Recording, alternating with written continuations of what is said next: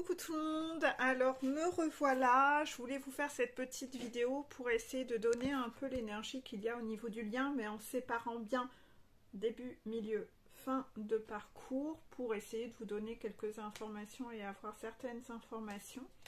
Donc ce que j'ai eu pour les débuts de parcours, j'ai eu la carte rendez-vous manqué. Donc visiblement ce qu'il en... ça se ramasse la gueule, voilà, encore une fois, comme l'autre fois. Donc, il y a quelque chose à en comprendre. Oui, oui. Bon, il y a quelque chose qui s'est vautré, contraction, chez les débuts de parcours, là, dernièrement, contraction, mais le rendez-vous a été manqué. Donc peut-être qu'il y a actuellement une sorte de phase de coupure qu'il y a chez les débuts de parcours, mais on le sait, hein, sur un parcours flamme jumelle, on le sait, c'est extrêmement souffrant hein, quand il y a des séparations, reconnexions, etc.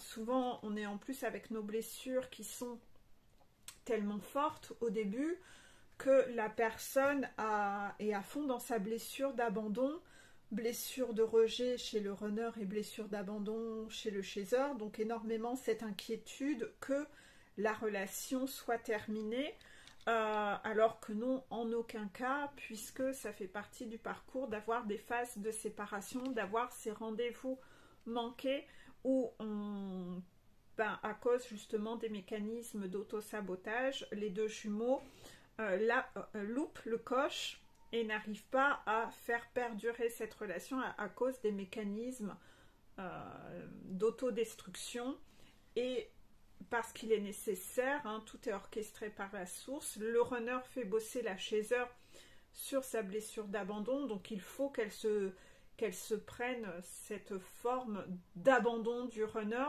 où le runner s'éloigne pour que la chaser nettoie et travaille sa dépendance affective et justement nettoie cette blessure d'abandon et pour qu'elle travaille des choses en elle. Et chacun de leur côté, ils vont donc pendant ces phases de séparation travailler des choses chacun de leur côté, des choses bien précises afin de nettoyer mais aussi payer les karmas et les dettes karmiques qu'ils ont à payer sur cette incarnation. Donc là, voilà ce qui se passe. Si jamais vous êtes dans une phase comme ça, n'ayez pas d'inquiétude parce que on annonce un retour. Le retour va se faire, la reconnexion va se faire et cela n'est que provisoire, d'accord? Donc je tenais à vous rassurer.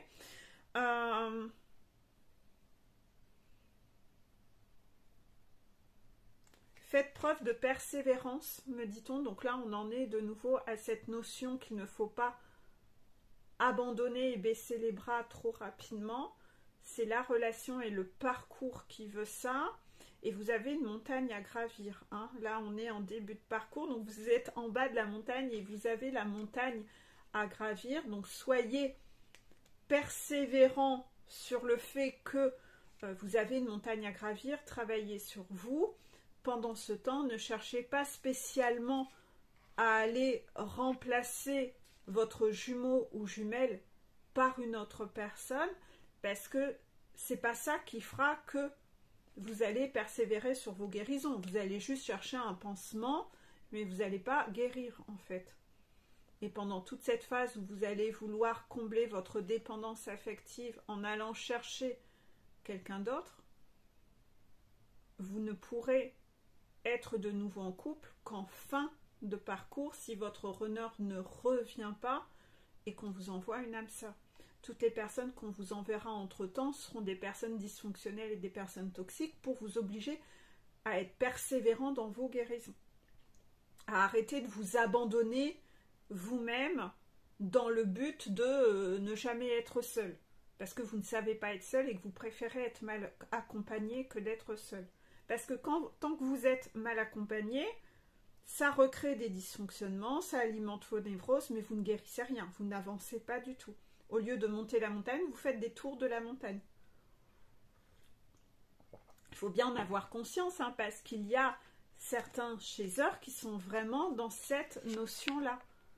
Je dis chaser, mais les runners, c'est pareil, hein, puisque les runners ne supportent pas d'être seuls et en célibataire. Il faut toujours qu'ils kennent tout ce qui bouge, contre-réaction.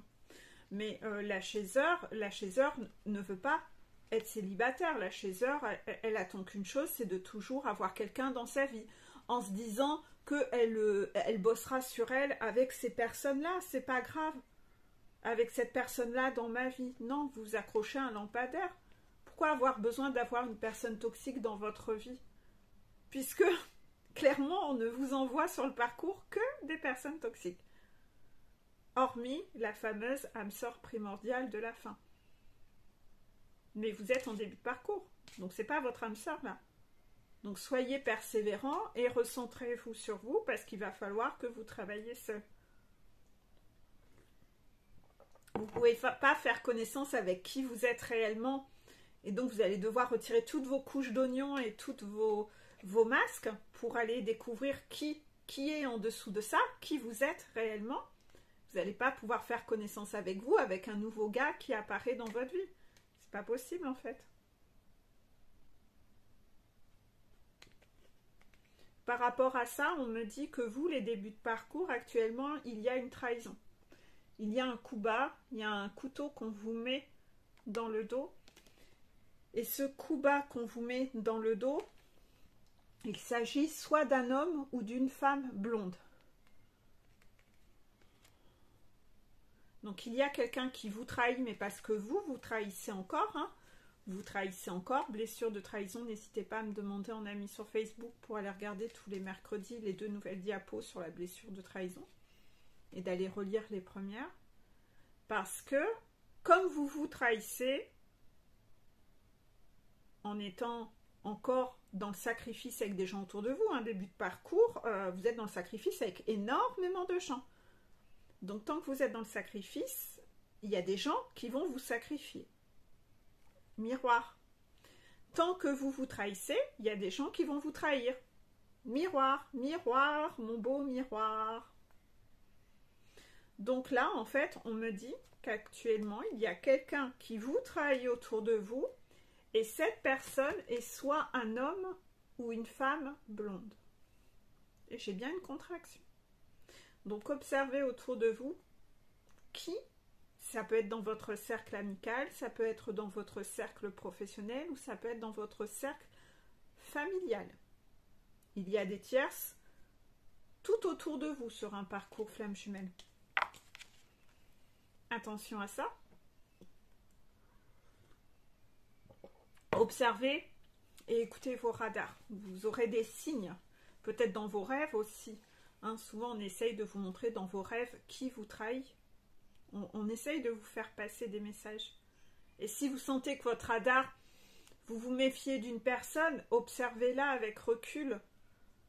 Observez-la avec recul pour voir si vraiment cette personne, si vraiment c'est fiable ou pas en fait.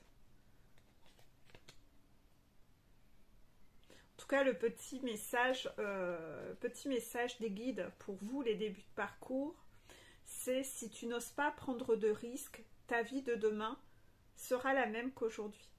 Voilà, donc on vous demande d'être ces fameux passages à l'action dont je parle dans toutes mes vidéos. Si vous n'osez pas prendre de risques, votre vie ne changera pas. Votre vie de demain sera la même qu'aujourd'hui. Quand on sème des radis, on récolte des radis. Si vous semez tout le temps des radis, vous récolterez toujours des radis. Voilà. C'est simple.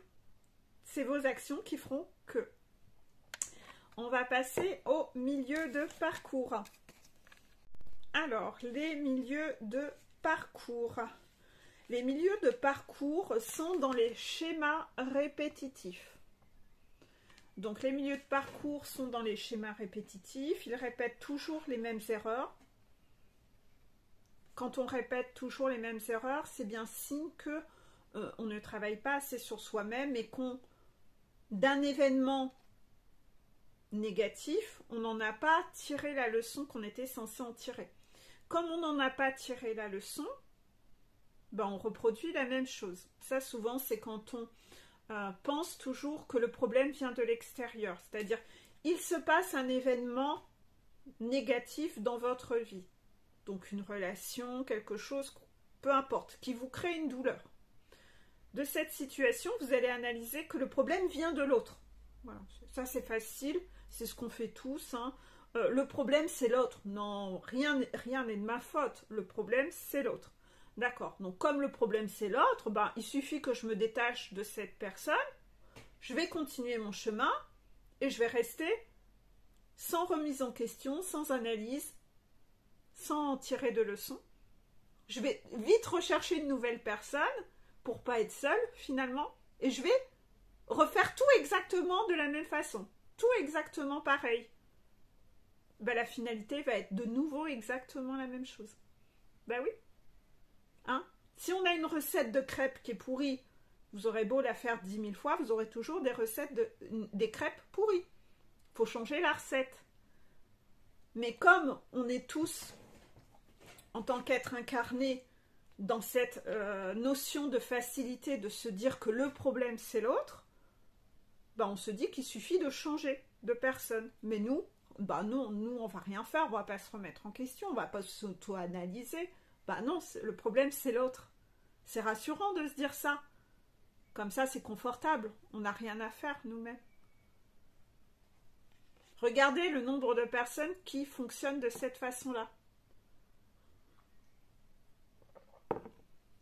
Donc vous êtes dans des schémas répétitifs et des douleurs émotionnelles. Douleurs émotionnelles. Et à chaque fois que vous ressentez une souffrance, vous n'essayez pas de prendre du recul, d'y réfléchir, d'essayer de comprendre, ok, qu'est-ce que j'ai à comprendre de cette situation? Quelle est la leçon que je dois en tirer?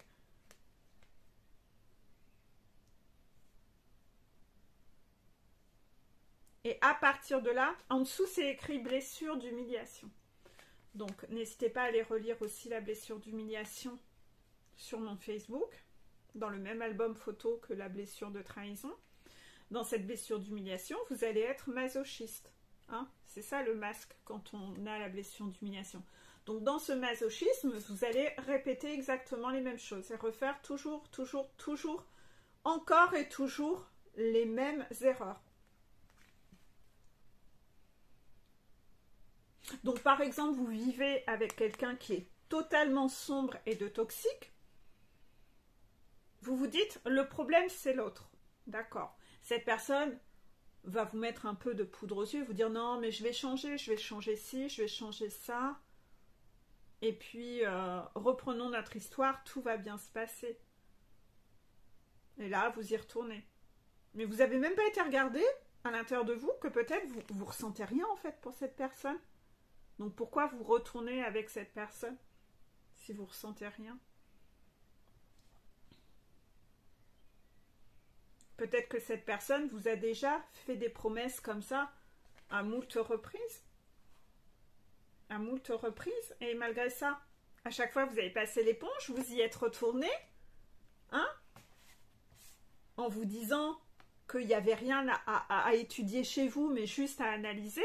Et que cette personne, tôt ou tard, vous arriveriez à la sauver. Les personnes toxiques, c'est ce qu'elles font. Hein. Elles reviennent, elles font des promesses. Elles mettent un petit peu de poudre aux yeux. Mais en fait, ça dure pas longtemps. Hein. Très rapidement, le naturel revient en fait. Le schéma se répète et se répète encore. Et de nouveau, vous êtes de nouveau replongé en bon masochiste dans cette douleur émotionnelle.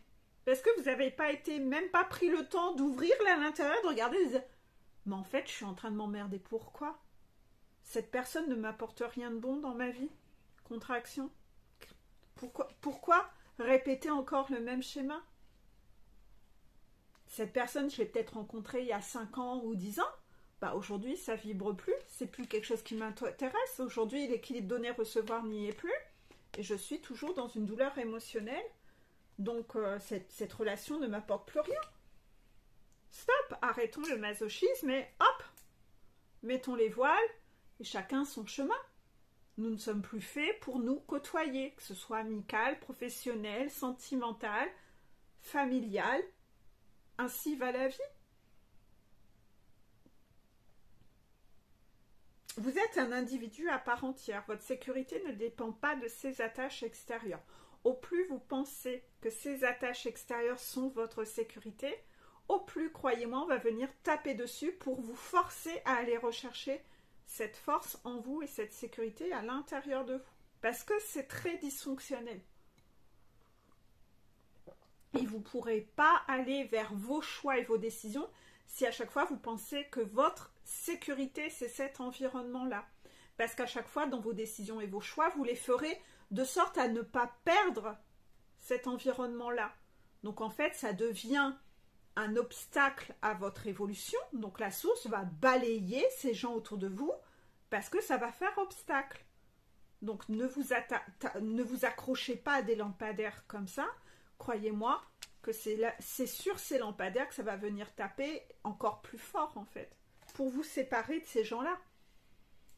Donc si justement, au plus vous vous intéressez et que vous voulez garder une personne dans votre vie, si vous voulez la garder le plus longtemps possible, ne faites donc jamais de choix en fonction de cette personne. Parce que sinon, soyez sûr que si vous faites vos choix en fonction de cette personne, donc en fonction d'une maman, en fonction d'une amie, en fonction d'un conjoint, on va vous le faire perdre, on va vous retirer cette personne. Ben oui, ça sera une entrave.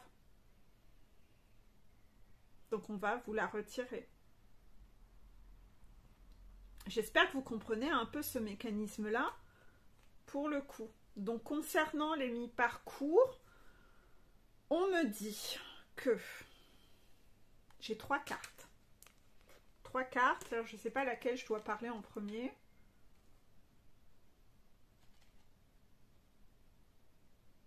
Vous avez un problème au niveau de ces schémas répétitifs, cela concerne, vous voyez, je vous parlais de personnes autour de vous, ça vous parle d'un entourage proche. Hein.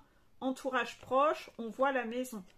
Donc, l'entourage proche, c'est peut-être plus conjoint, familial et amical. Peut-être pas professionnel. D'accord, donc on va déjà partir, retirer le professionnel. Donc vous êtes dans des schémas répétitifs par rapport à un entourage proche, donc familial, conjoint, on va le mettre dans le familial, hein, c'est un peu ça, c'est le foyer. Vos parents, tout ça, c'est le foyer aussi, hein, c'est vraiment l'entourage proche. À cause de choses du passé, à cause de choses du passé, donc à cause de soit de blessures du passé qui font qu'aujourd'hui, vous avez développé en vous une dépendance à certaines choses. Mais cette dépendance, ça devient votre sécurité, ça devient une routine.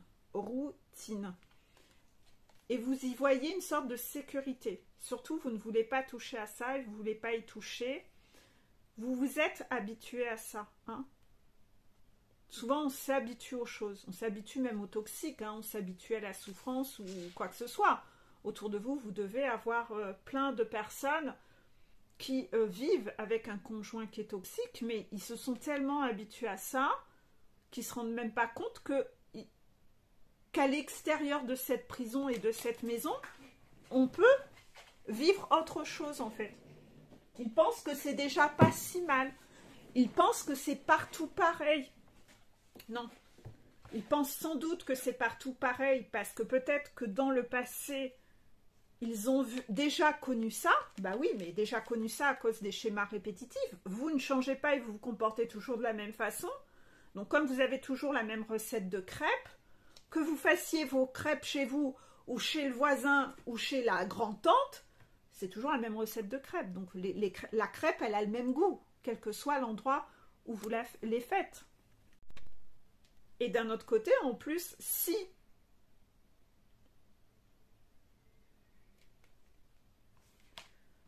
il y a un album de famille, si dans votre famille c'est comme ça que ça fonctionnait, ben ça vous choque pas en fait, ça vous choque pas le jour où vous revivez.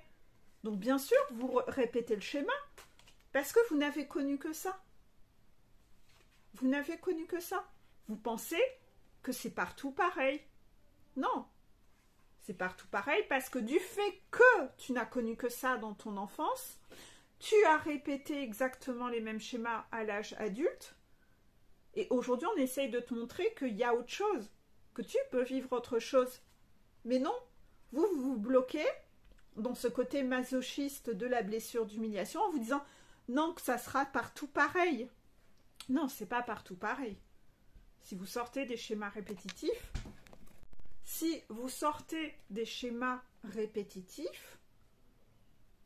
eh bien, il n'y a pas de raison que les choses ne changent pas. Ça sera différent en fait. Mais bien sûr, il faudra vous-même devenir quelqu'un qui ne répète pas toujours les mêmes schémas comme de par le passé. Donc ces schémas répétitifs sont devenus votre routine. C'est devenu votre routine. Mais dans ces schémas répétitifs, malheureusement, il y a beaucoup de sombre. Et vous avez beau grandir, vous répétez toujours les mêmes schémas. Parce que vous ne changez pas de l'intérieur. Donc ça devient votre routine. Et c'est l'éternel recommencement, et encore, et encore, et encore. Donc là, je pense que par rapport à ça, vous devez avoir beaucoup de signes pour vous faire ouvrir les yeux actuellement, pour vous faire sortir de ces schémas répétitifs. Vous êtes en milieu de parcours. Normalement, vous avez déjà dû sortir de certains schémas répétitifs depuis le début de parcours. Mais il y a encore des situations où vous êtes encore dans des répétitions de schémas. J'ai un truc dans l'œil, je suis navrée. Et donc, en fait, on vous pousse à mettre ce projecteur pour vous faire ouvrir les yeux pour en sortir. N'hésitez pas à regarder le message Métatron que j'ai mis là tout dernièrement, qui parle justement du fait que on vous a volé votre leadership et on a cherché à vous garder endormi en fait.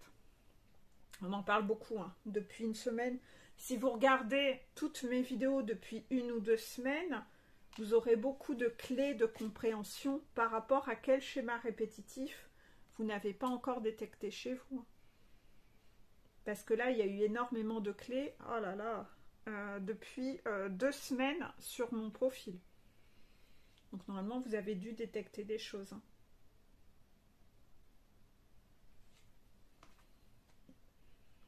Petit message des guides. Petit message des guides.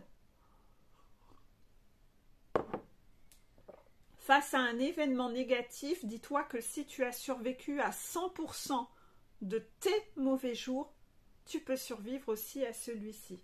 Oui, parce que peut-être que vous avez peur de sortir de ce schéma en vous disant que vous ne serez pas capable d'en sortir, que vous ne serez pas capable de surmonter ça, que vous ne serez pas capable de vous relever de ça, que vous ne serez pas capable de perdre telle ou telle personne autour de vous. Donc vous restez dans un déni parce que c'est plus confortable que l'idée que votre environnement extérieur soit chamboulé. Bien entendu, votre environnement extérieur va être chamboulé. C'est ainsi sur un parcours flamme jumelle, il y a la purification à faire. Et puis il y a des gens qu'il faut recadrer, remettre à leur juste place si vous voulez les garder dans votre vie, parce que ces personnes ont une influence toxique sur vous et qu'il faut les remettre à leur juste place. C'est-à-dire que dans votre vie à vous, le principal acteur, ça reste vous. Ces personnes n'ont pas actuellement, vous les laissez être le principal acteur de votre vie à vous. Ben pourquoi leur permettez-vous de faire ça? Parce que eux ont loupé leur vie? Ben ouais, ils ont qu'à recommencer la leur autrement. Ils ont qu'à changer les choses dans leur vie. Ça ne leur donne pas le droit de vous piloter, vous, comme un Playmobil, pour avoir le contrôle et tenter de faire ce qu'eux n'ont pas fait à travers vous. Ah ben non, on n'est pas dans un jeu de rôle, chacun son rôle.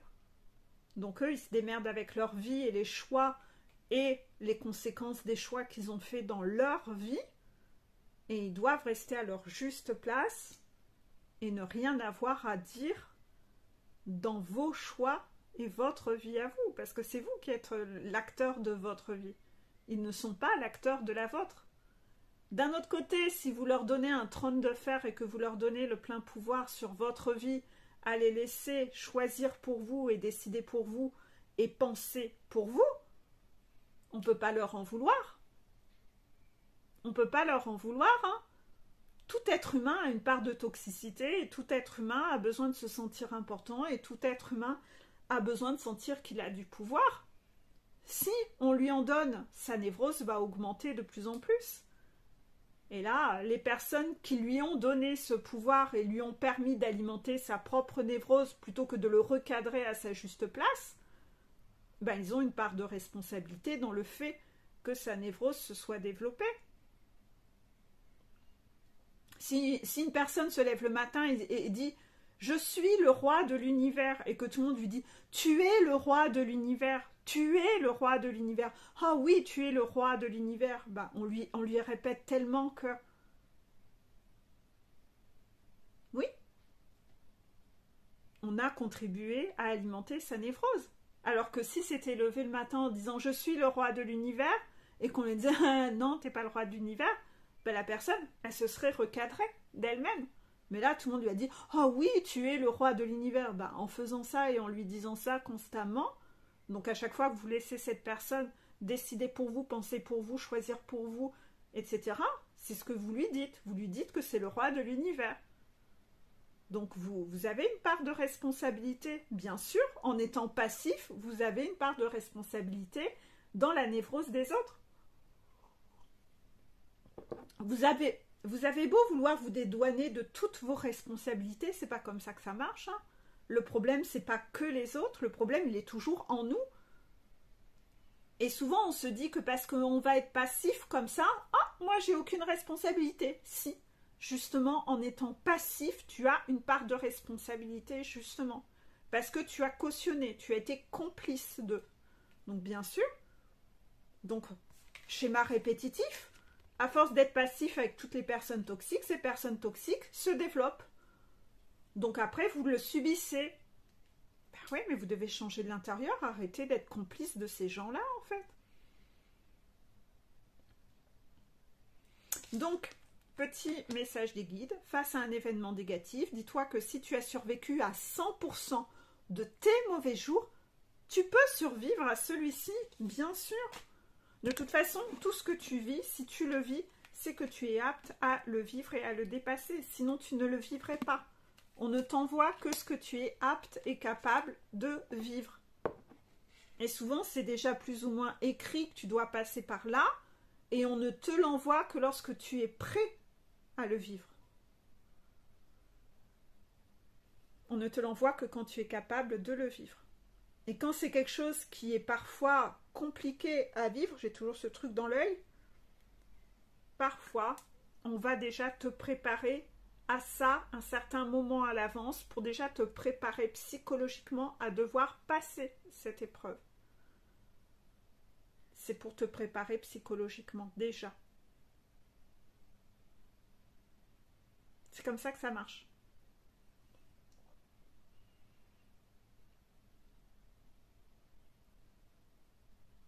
Je dois dire ça?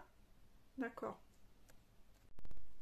Il arrive que des personnes qui ont des capacités, que ces personnes savent déjà à l'avance qu'ils vont perdre quelqu'un de très cher autour d'eux. Soit un décès, un drame, quelque chose. Ils en ont connaissance, mais ils ne savent pas quand ça va arriver. Parfois, ça arrivera que quelques années plus tard, mais ils sont déjà préparés psychologiquement à ça. Et ce truc-là arrivera quand la personne sera jugée apte et capable de le vivre.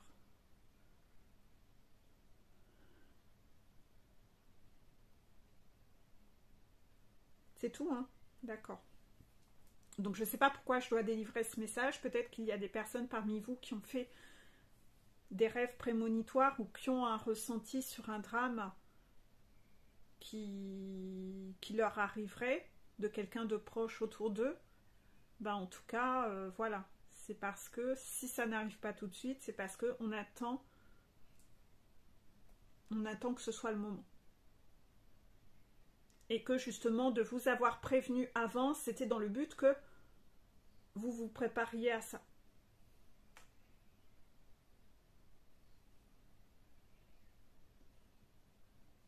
C'est tout? D'accord. On va passer aux fins de parcours. Les fins de parcours, visiblement, conscientisent qu'ils sont vraiment en parcours flamme jumelle. Donc, certains runners ne sont pas au courant, hein, le chaser le sait depuis un moment. Parfois, certains runners ont été avertis et alertés par leur chaser. Hein. Il arrive, moi je sais que dans tous les suivis que j'ai, à un moment, je pose toujours la question de savoir au chaser s'il a communiqué à son runner qu'il était en parcours flamme jumelle ou non. Et parfois, on reçoit le message des guides qui disent que là, c'est le moment de l'annoncer au runner. Donc, soit le runner va être averti par une autre personne que vous, soit, parfois, vos guides demanderont, si vous êtes au contact de cette personne, de dire, bah là, c'est le moment de lui annoncer. Donc, à un moment, de toute façon, le runner sait qu'il est en effet sur un parcours flamme jumelle. De là, il ira lire, regarder ce qu'il veut, ou etc. Il tombera soit sur des trucs qui l'effraieront, soit sur des choses qui vont le rassurer. Dans tous les cas, tout est juste. Tout est juste. Hein. S'il tombe sur des choses qui l'effraient, bah, c'est parce qu'il a encore des choses à nettoyer au niveau de ses peurs et qu'on le confronte à ses peurs et que voilà, c'est nécessaire sur son parcours. Voilà. Lâchez prise. Écoutez juste les informations de vos guides. Ils vont vous éclairer sur comment avancer parce que vos guides à vous sont en contact des guides de votre runner et c'est eux qui savent mieux comment faire le scénario pour réussir à vous mener et vous faire nettoyer ce qu'il y a à nettoyer. En tout cas là, visiblement, runner est aussi au courant sur les fins de parcours qu'il est en parcours flamme jumelle. Après, il en fait ce qu'il veut. Hein. On sait que le runner, têtu comme une bourrique, hein, il a beau savoir qu'il est en parcours flamme jumelle. S'il a envie de dire fuck au parcours flamme jumelle et moi, je vais piloter mon parcours de vie, ben, écoute, s'il est encore dans ce contrôle et cette trahison, ben, on va l'envoyer lui montrer à quel point sa vie est sordide et il va aller vivre des épreuves qu'il verra de ses propres yeux parce qu'il aura besoin de voir de ses propres yeux et souffrir dans sa chair la plus profonde parce que de toute façon il n'écoute rien de ce qu'on lui dit et qu'il s'en fout, donc ben, il va aller souffrir de son côté. Voilà, chaque étape, voilà. Hein, d'accord, vous prenez pas la tête. Hein. Vous prenez pas la tête, c'est vraiment selon le parcours, d'accord? Donc en tout cas, là, sur les fins de parcours, c'est plutôt positif ici. Parce que là, on est en train de parler de parcours qui avance, puisque là, on parle de déménagement et de changement de ville. On le voit, ce foyer qui se libère, c'est-à-dire que c'est le runner, d'accord. Donc le runner, lui, sa maison, hein, elle est prise par des ballons et elle s'envole. Voilà. Il va enfin retrouver sa liberté. Il va visiblement déménager ou changer de ville. Bien entendu, c'est pas avec Karmika ou Karmiko. Hein. C'est certainement dans le but de se rapprocher de vous, selon votre parcours. Parce qu'il y a beaucoup de flammes jumelles qui vivent à distance. Hein, contraction. Bah ouais, sinon ça serait trop simple. Il faut toujours qu'il y ait un truc qui fasse le truc compliqué. Parce que si vous étiez trop proche physiquement, alors attention, certains le sont physiquement. Hein. Il y a certains, ils travaillent en face à face, etc. J'ai de tout. Hein.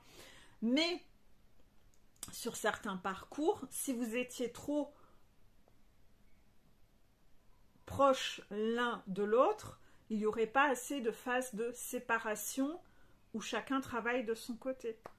Donc en fait, tout est juste. Les choses se passent comme ça doit se passer. Donc quand vous êtes sur un parcours où il faut qu'il y ait une distance, c'est parce qu'il y a vraiment une raison sur votre parcours. Et il y en a énormément. Donc vous vous en tapez. Hein. Moi je sais que parfois quand vous n'êtes pas encore en fin de parcours, il y a certains chasers qui sont en panique parce que le runner part déménager ou que la karmika ou le karmiko fait exprès d'éloigner le runner géographiquement. Ça ne changera rien. Ça ne changera rien. Au contraire, ce qui va se passer, c'est que malgré ces stratagèmes-là, le karmico ou la karmika n'arrivera pas à couper ce lien.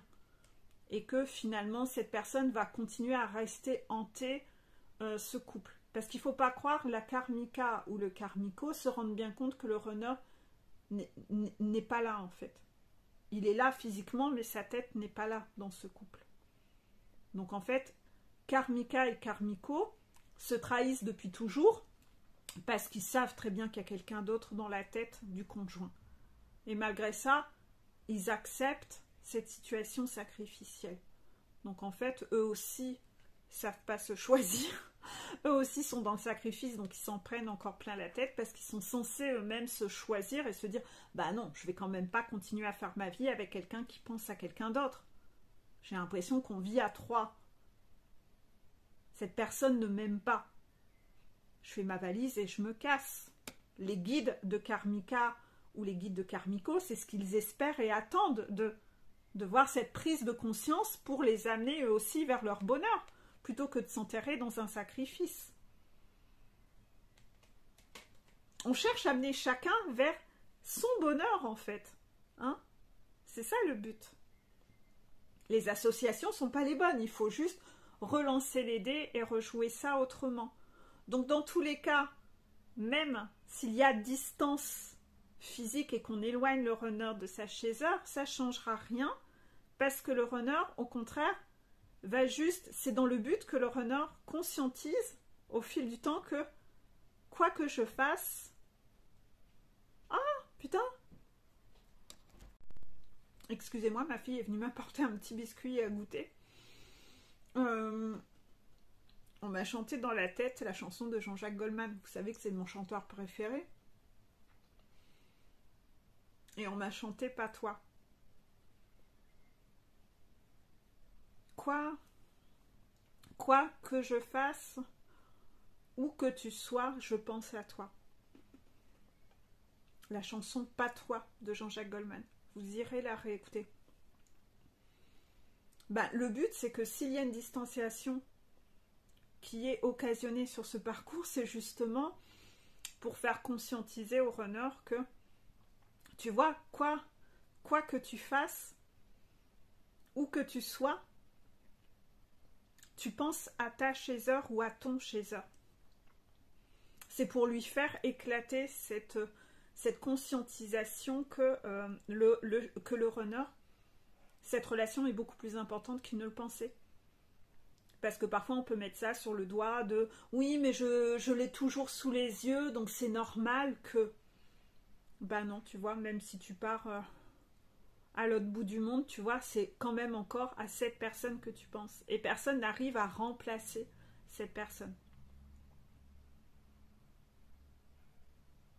On me chante la chanson Patois dans la tête, ça fait bizarre, ça fait très longtemps que je ne l'ai pas écoutée.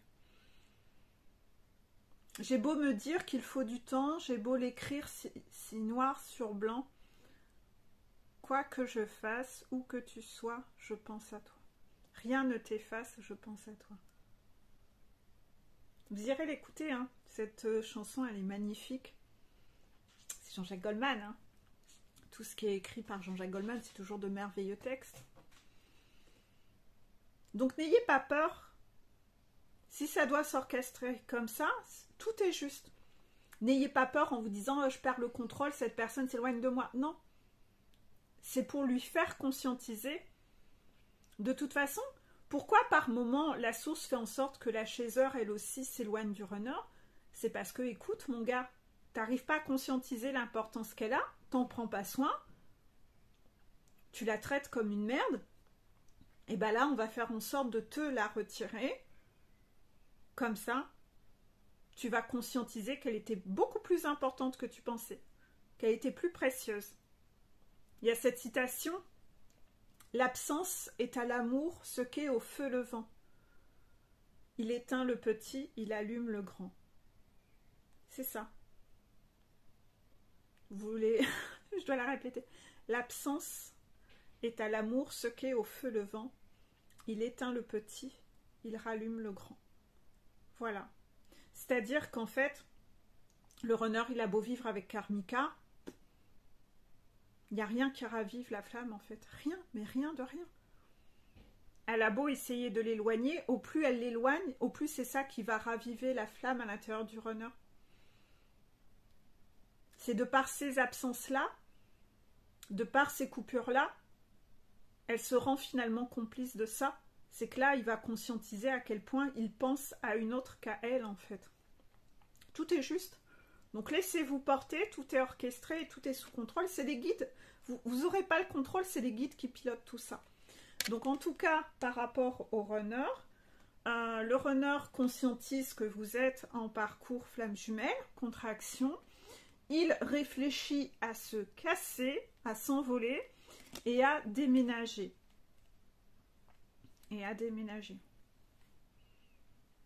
Donc s'il songe à déménager, j'ose imaginer qu'il prévoit de quitter sa karmika, sa petite diablesse sur pattes. Hein. Et là, les cartes que j'ai eues sont positives, puisque j'ai eu le date, donc un rendez-vous, et le premier pas. Donc certainement que le runner, on parle toujours du runner, d'accord, donc c'est le runner qui songe à vous, contactez-vous, à vous contacter, vous envoyez un message ou vous appelez, à faire le premier pas de revenir vers vous afin de vous proposer de vous voir et de vous un date.